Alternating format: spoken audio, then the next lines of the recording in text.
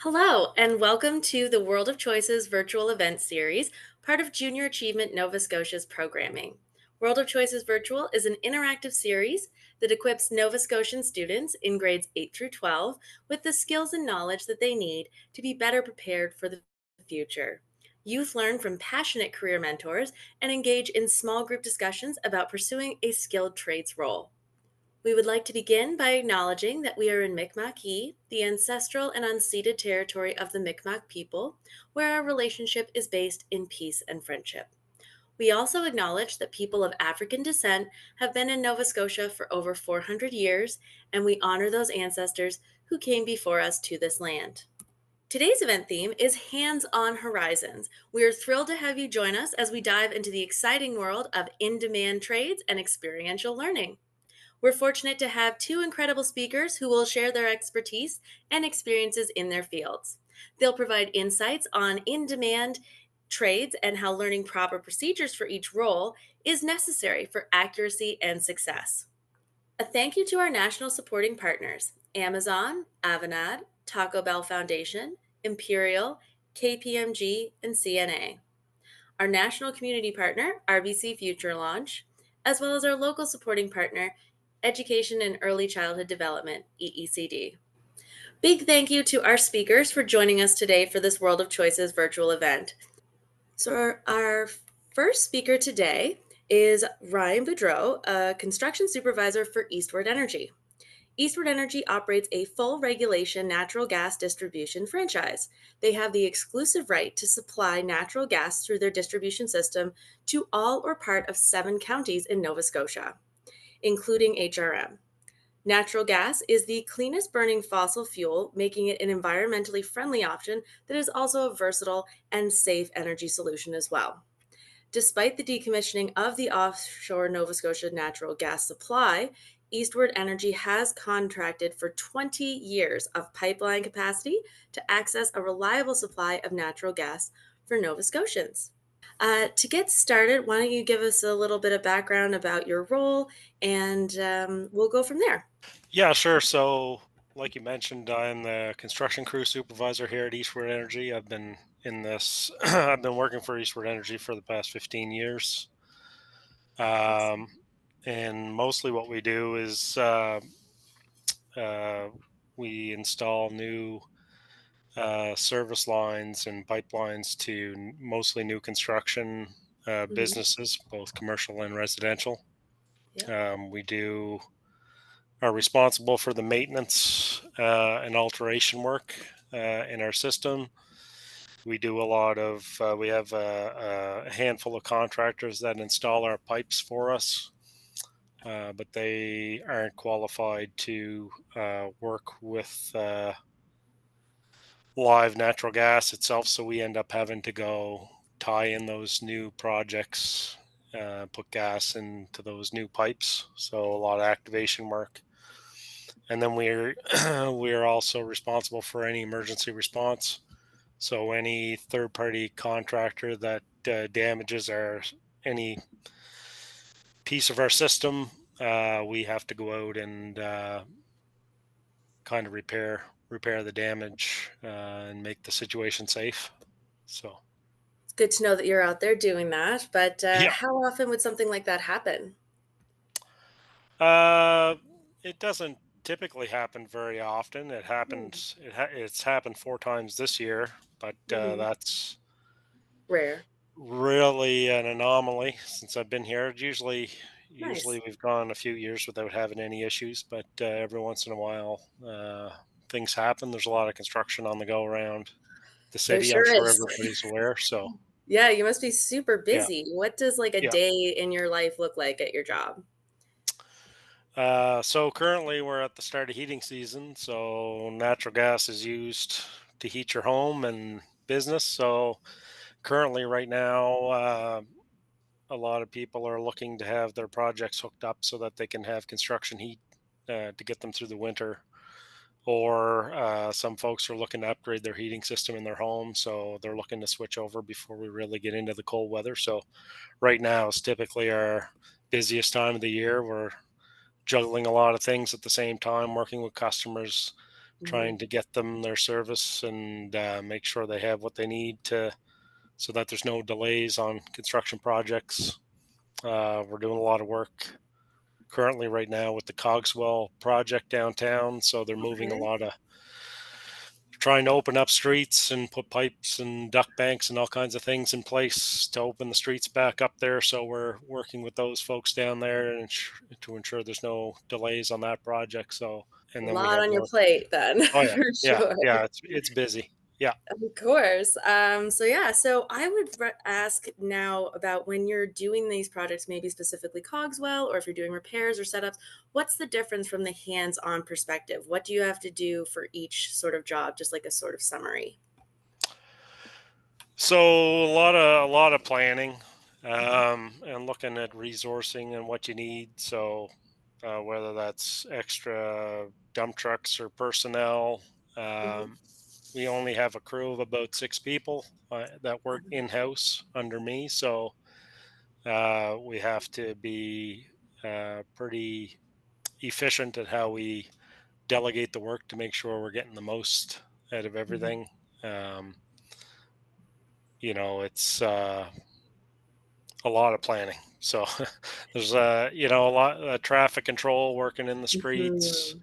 locates. A lot of our work is in some of the busiest places in town. So Metro Yeah, Transit's another uh, organization we have to work with, closing bus stops, rerouting buses potentially. right. Um, Next month we have to put a new service into the hospital on Roby Street. So Wow. we have to close down one side of Roby outbound to traffic and detour around the work site. So that means rerouting buses, public notifications. We have to do it at night, so we make the less disruption to traffic as possible. And then having to coordinate with the actual project and stuff that's going on inside the job site, so to make sure that we're able to do our work.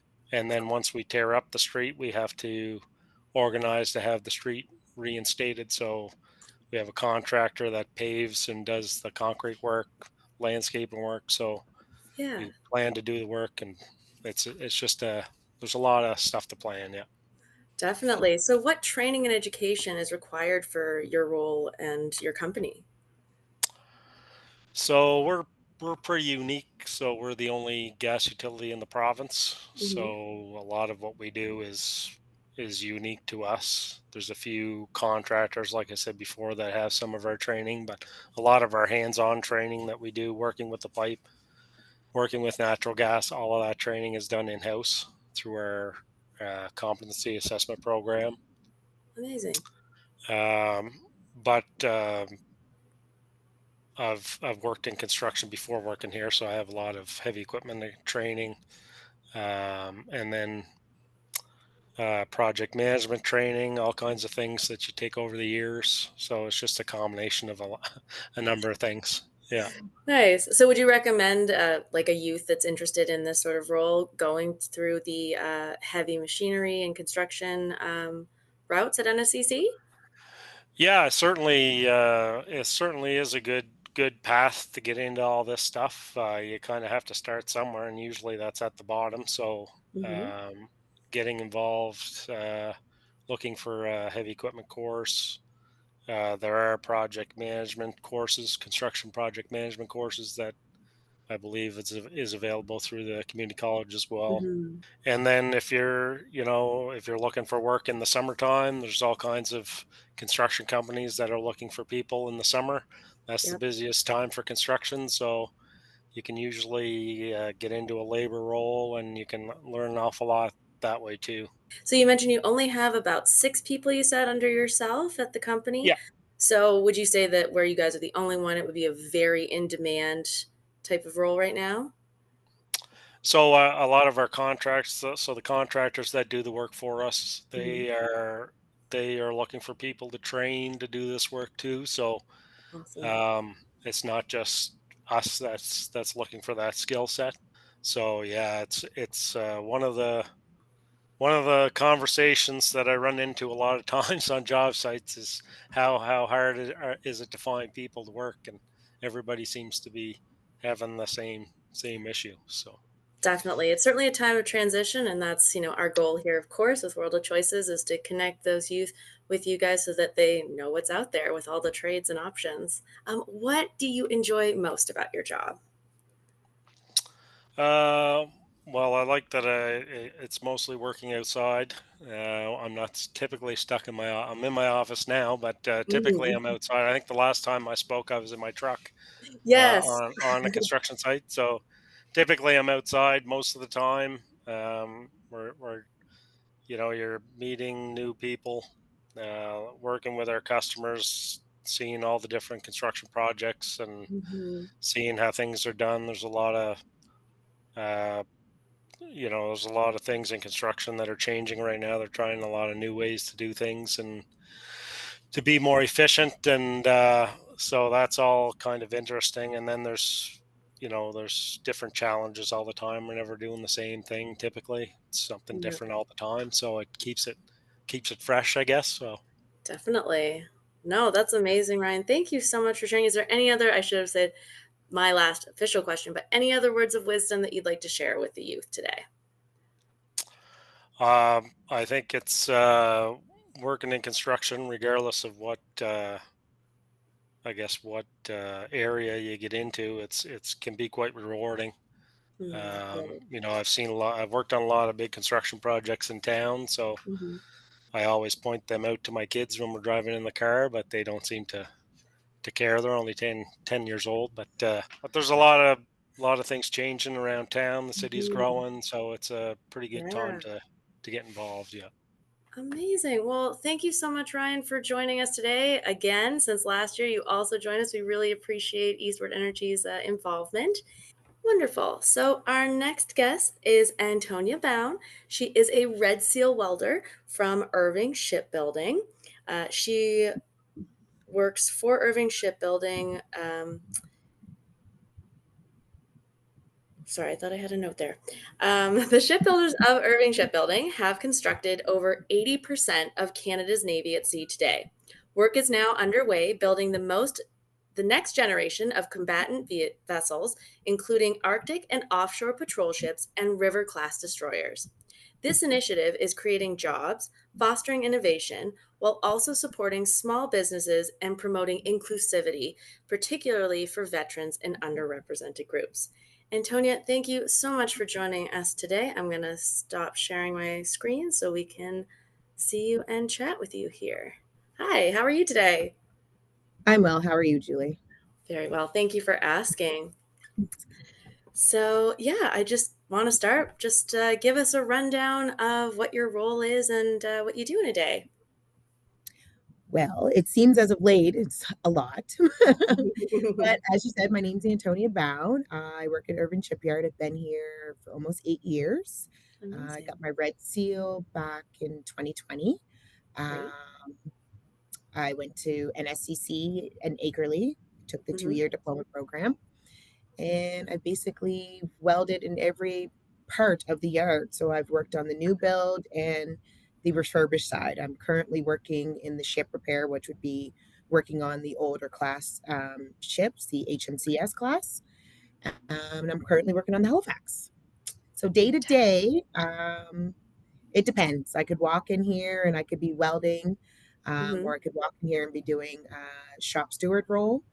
Um, yeah, so it all depends. Awesome. Sounds very dynamic. Is this what you always thought you would do? No, before going back to school, I was actually a bus driver. I Oh, worked wow. at Halifax Transit. I was there for almost 8 years. No, that does not mean I'm on my end of my welding career. um, Just a uh, coincidence. just a coincidence. I seen an ad for Women's Unlimited, and Nice. I took the 14-week exploration program. They had teamed up with Irving Shipyard to do a pathways program and to get women in the trades. So they Awesome. were looking at just the metal trades, so either Mhm. metal fabrication or welders. They Okay. were looking for 15 welders and 5 fabricators. Wow. So I'm pretty good at math. I figured my chances of getting in as a welder were quite easy. Yeah, Um, so I went for it, and yeah, I'm glad I did. I wouldn't look back. that's incredible. Always take a chance, right? At least you learned something and you found your calling. That's the thing. It's 8 years as a bus driver. Sometimes you can be in a role and think that's your thing, and then you see something and then you're like, wow, this is actually my calling. Other than the main Women's Unlimited program and the training, has there been any additional training or experience that's been beneficial to your success? Yeah, so I would say the NSCC diploma program, it's needed. Hmm. The 2 year program to me is a great pace. There is a 9 month program, and it's basically the 2 years in the 9 month portion. Wow. It can be done. I'm Hmm. not saying that it can't be. I just know from my personal, I couldn't have done it in going from school, not being in school. I think it was almost 10 years before I went Yeah, back to school. So, like, being out of school for over no, it would have been longer than that, maybe 15. that's an Either way, adjustment. I was out of Yeah. school for a very long time. Going back to school, was definitely a change. At the time, Hmm. I had a young of not 13-year-old, and going back to school with her young Yeah. um, was a challenge. So I can only imagine what it would have been like to do it in 9 months as opposed to 2 years. Oh, absolutely. So while you were doing school and also now with your job, can you talk a bit about work-life balance for your job? Yeah. So I'm work life balance is busy. Mhm. I now have a 2-year-old. Wow, So my congratulations. daughter, the math, I was bad with math there. My daughter's actually 19 now, and then my son's too. Okay. So getting off work at 4 and Mhm. beelining to his daycare before 5:30 in Waverly can be challenging, but it's Oh gosh. rewarding to know that I get my evenings with them. Mhm. I work Monday to Friday, 7:30 to 4. Nice. I choose to work the weekends if I want to. Mhm. Um, yeah, I love it. Awesome. So it's a flexible schedule then based on your preference, or is it more of like a rotational thing from Irving?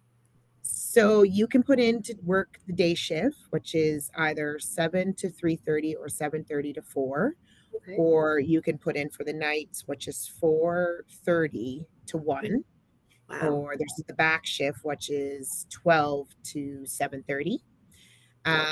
Now, if they don't have enough people to put in on any of the other shifts, they can force Mhm. you to be Right. on one of the other shifts. They can only Mhm. do that once a year, and it Okay. can only be for 4 weeks at a time. Some Not so people bad. get forced to go on the shift that they weren't on and end up Mhm. staying. So There you sometimes it go. works out better for people. There are benefits to working nights and overnights. Sure. 25% extra money, Oh, and then wow. 35% for the back shift. So there's a little bit of an incentive, but it's not enough incentive for me. Fair enough. Yeah, I feel like there's a point some people can go all night and then other people you hit a line. So, absolutely. Yeah, It's no, nice that thank at you. least it's a little bit of a break there. You're not just stuck on a shift for an entire year or 2 because I know some jobs do that. So that's fantastic. No, you can definitely go back and forth. The capability is there to go back and forth. It just might not always happen exactly when you put in the request, but they're Right. pretty good at getting your request put through. Awesome. So you mentioned, of course, there were 15 welders and 5 Fabricators. fabricators. Yep. And so, what's the current demand for those roles in Nova Scotia? I would say here at Irving Shipyard, it's definitely high, Hmm. especially in the welding. I think we're having a hard time getting welders here in the yard. Okay. There's definitely vacancy for welders and metal fabricators. Yep. So the time is now. I mean, the youth are here, they're getting ready to graduate, some of them. Yeah. Why not take a trade? I mean, it's, I wouldn't say it's easy, but it's probably the most rewarding. The most My most favorite thing about being a welder is that I instantly know if I did a good job or not. I don't have to wait for, something to be submitted and then it come back. Yeah. Don't get me wrong, there are some things that I weld that have to be x-rayed or tested a little bit Sure. more deeper. But for Mhm. the most part, I can tell if it's going to pass, fail, or if oh, geez, I don't know. That Right. kind of went in a little bit off. But even in the metal, like the metal fabrication side, Mhm. you can tell if you put something in straight, crooked, or if there's too Yeah. big of a gap. Um, you instantly know that you've done a good job once you're done Awesome. the job. And does that just come from experience? Is that training, a combo of both? What's like sort of the hands-on perspective of that? So I would say it's a little bit of both. You don't stop learning. When I was in school, I mastered all of the projects that were in school. But Mhm. once you get on the floor here and you're building a big scary ship that's going to, need to carry people, it's going to end up being people's home and carry them for months on end. Right. Um, it adds a little bit of uh-oh to it. But and then it's a whole change of environment. You got Yeah. loud noises going on around you. There's a Mhm. lot of movement of people. When you're in the shop at school, it's calm. It's loud still, but it's totally different from Of course. being here at the yard. But I would say that you never stop learning. I'm Mhm. currently working on penetrations and working with stainless a lot. So Okay. these are like metal tubing that range in size, and I'm required to either squeeze into a space where I can barely shift my arms around, and Wow. but still be able to weld immaculately. So it's a learning curve Mhm. to just be able to like change from a right hand welding to left hand welding, or to only be able to hold the gun with my left hand and get the job done, or to only be able to see it in my left eye. So not a lot of people can do that. Not it's a learning curve, and you always are constantly learning. You have to lean on your peers that have maybe done it Mhm. before. A Yeah. lot of my projects, I end up having to work with mirrors, so you're Oh, working backwards. Um, yeah, interesting. yeah. So I would say I'm always learning. There's always something new. That's awesome. So what would you say would be your most challenging? I mean, you listed off a few, but what was the hardest that you've done so far? I would probably say learning how to weld through a mirror. Yeah. And then if you set two mirrors up, you can it's almost like welding normal. But Fair. you I know what you gotta mean. be able to have enough room to set 2 mirrors up and still see Right. them and see the joint. So, I would say that is probably the hardest part, of my job Mm. currently.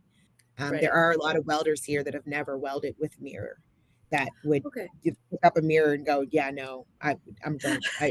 I'll somebody else can do that job." Okay, so it's But not mandatory to learn mirror welding, but it's not mandatory, but if you can do it, it's an asset.